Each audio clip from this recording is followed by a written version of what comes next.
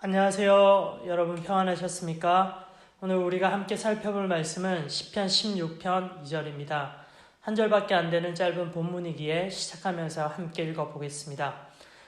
나더러 주님에 대해 말하라면 하나님은 나의 주님, 주님을 떠나서는 내게 행복이 없다 하겠습니다. 시편 16편에 위에 이렇게 쓰여져 있습니다. 다윗의 믹담이라고요.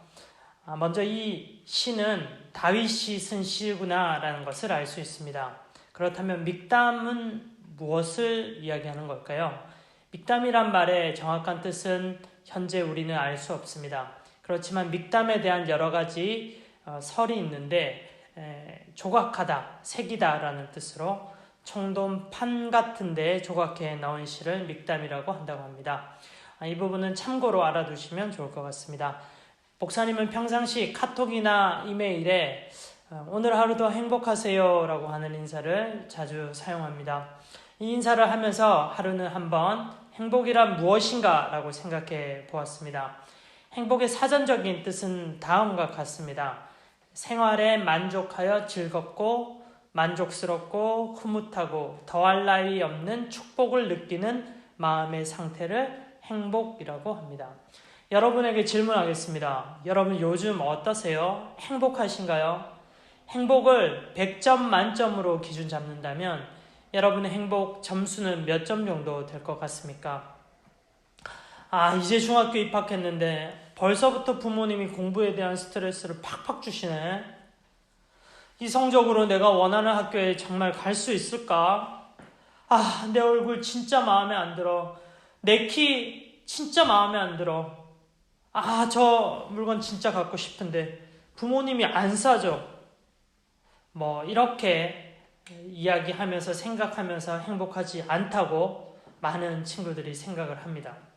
또 정말로 평소에 가지고 싶었던 물건이 있었다고 가정을 해봅시다. 에어팟 프로라고 하는 이어폰 아시죠? 아이폰과 함께 연동되는 그 멋진 이어폰. 한 1년을 기다린 끝에 드디어 에어팟 프로를 손에 넣었습니다. 그 순간 너무너무 행복했어요. 그런데 이 행복이 얼마나 갈까요?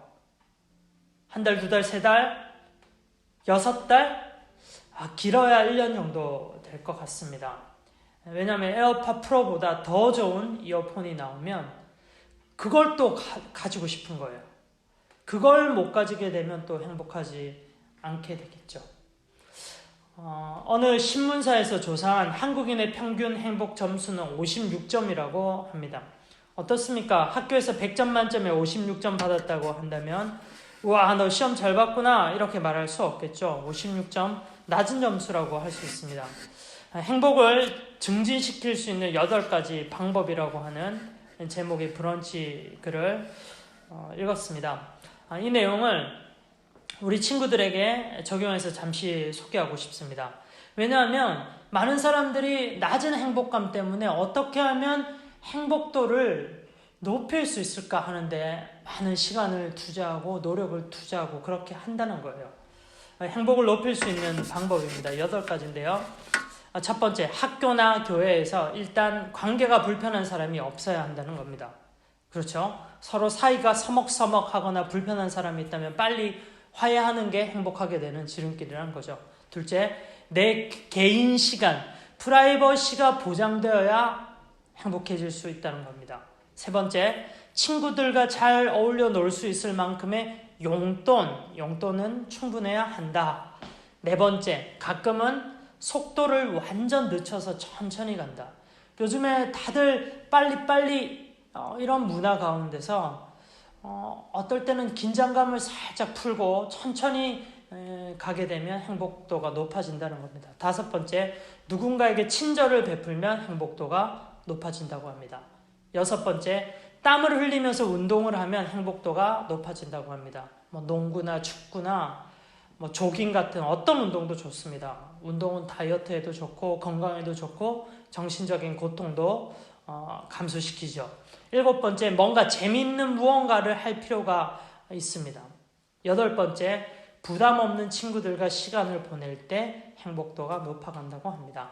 저는 이 행복감을 높여주는 이 글을 읽으면서 고개를 끄덕끄덕 그리면서 맞는 말이라고 생각했습니다. 그런데요, 이런 것들로는 부족한 것 같습니다. 위에 8가지 것들이 행복도를 높일 수는 있지만 이런 것들은 부수적인 것들이죠. 부수적이다라고 하는 말이 좀 어렵네요. 이 말은 쉽게 말하면 행복을 높이기 위해서 있으면 좋지만 꼭 필요한 것은 아니란 말입니다. 행복하기 위해 필수적인 것이 빠졌습니다. 필수라고 하는 말은 있으면 좋고 없어도 뭐 괜찮은 그런 것이 아닙니다. 없으면 절대 안 되는 꼭 있어야 하는 것을 필수라고 합니다. 행복의 필수 사항은요, 바로 예수님입니다. 오늘 본문 시편 16편 2절을 한번 다시 보세요. 다윗은 이렇게 말합니다. 나더러 주님에 대해 말하라면 하나님은 나의 주님, 주님을 떠나서는 내게 행복이 없다 하겠습니다. 주님을 떠나서는 내게 행복이 없다라고 하는 다윗이 말하는데요. 이 내용 무엇을 말하는 거죠? 다윗의 이 시편이 정확히 어떤 상황에서 기록됐는지 알 수는 없지만 만약 다윗이 고난 중에 있었다고 한다면 이 시편을 기록했을 때 비록 그의 삶이 힘들고 어려웠겠지만 주님이 계시니 나는 행복합니다 라고 하는 그런 고백이 되겠고요. 또 다른 다윗이 만약 편안한 왕궁에 살았던 때 쓰여졌던 시라고 한다면 비록 지금 나는 왕궁처럼 좋은 곳에 살고 있지만 주님이 없으면 이것은 아무 행복이 아닙니다 라고 하는 그런 고백이 되는 것입니다. 예수 그리스도를 믿음으로 우리에게 어떤 복이 임할까요? 간단히 2가지로 설명할 수 있습니다. 먼저는 이 땅에서 우리의 생명이 다하고 하나님께 나아갈 때 우리는 영원한 생명을 얻게 됩니다. 이게 복입니다. 예수 그리스도를 얻게 되는 우리의 복이에요. 그리고 또 이 땅에서 우리가 실제로 살아갈 때 예수님으로 인해서 수많은 힘과 위로를 얻고 또 기쁨과 감사함을 얻게 됩니다. 이것이 또 다른 복입니다. 예수님을 믿지 않는 사람들, 친구들이 난 예수님 없어도 좋아, 아무 문제 없어, 아주 행복해 라고 말하는 사람들이 있습니다. 그런데 진짜 그들이 하나님 앞에 딱 섰을 때 심판을 받아 영원한 불못에서 지내야 한다는 그 사실을 알게 되었을 때도 그들은 난 행복해 라고 말할 수 있을까요? 예수님을 믿지 않는 것, 이것이 가장 불행한 삶입니다. 반대로 예수님을 믿는 것, 이것이 가장 행복한 삶입니다. 시편을 쭉 한번 읽어보세요. 예수님을 알고 예수님을 믿는 것이 우리의 가장 복이다라는 것을 여러분들 알 수 있을 것입니다. 사랑하는 친구들, 선생님들, 우리 부모님들, 지금 당장 우리에게 행복을 가져다 줄 것 같은 돈이나 인기나 친구나 건강 없다 하더라도 주님 한 분만으로 나는 만족합니다. 주님이 나와 함께 하시니 나는 행복합니다 라고 하는 이런 고백을 할 수 있는 신앙인이 되면 좋겠습니다. 오늘 말씀을 준비하면서 요즘 우리가 자주 부르는 찬양이 한 곡 생각났습니다. 행복이라고 하는 제목의 찬양입니다. 아시는 분들도 계시겠지만 모르시는 분들도 계시니 그 가사를 제가 한번 쭉 읽어드리겠습니다. 행복, 화려하지 않아도 정결하게 사는 삶, 가진 것이 적어도 감사하며 사는 삶, 내게 주신 작은 힘 나눠주며 사는 삶, 이것이 나의 삶의 행복이라고. 눈물 날 일 많지만 기도할 수 있는 것, 억울한 일 많으나 주를 위해 참는 것, 비록 짧은 작은 삶 주 뜻대로 사는 것, 이것이 나의 삶의 행복이라고. 세상은 알 수 없는 하나님 선물, 하나님의 자녀로 살아가는 것, 이것이 행복이라고. 혹시 여러분들 중에 난 행복하지 않아 라고 생각하시는 분들 계시나요?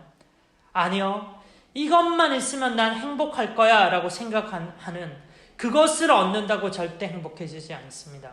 그러나 우리에게 예수님이 계시면 다른 것 하나 없어도 우리는 행복해질 수 있습니다. 예수님을 나의 주인으로 섬기고 하나님의 자녀로 사는 것이 진정한 행복입니다. 사랑하는 여러분, 다윗이 고백했던 것 같이 주님이 나의 행복입니다. 주님 없이는 내게 행복은 없습니다. 라는 그 믿음이 저와 여러분들의 믿음 되기를 원합니다. 마지막으로 오늘 본문 말씀 한 번 더 읽고 마무리 기도하겠습니다. 나더러 주님에 대해 말하라면 하나님은 나의 주님, 주님을 떠나서는 내게 행복이 없다 하겠습니다. 기도합시다. 사랑의 하나님 아버지, 하나님이 우리의 아버지시니 너무 감사합니다. 예수님이 우리의 구원자이시고 우리의 주님이시니 감사합니다. 나의 평생에 우리 하나님 주님과 늘 함께하는 행복한 삶을 살게 해주시옵소서. 예수 그리스도 이름으로 기도합니다. 아멘.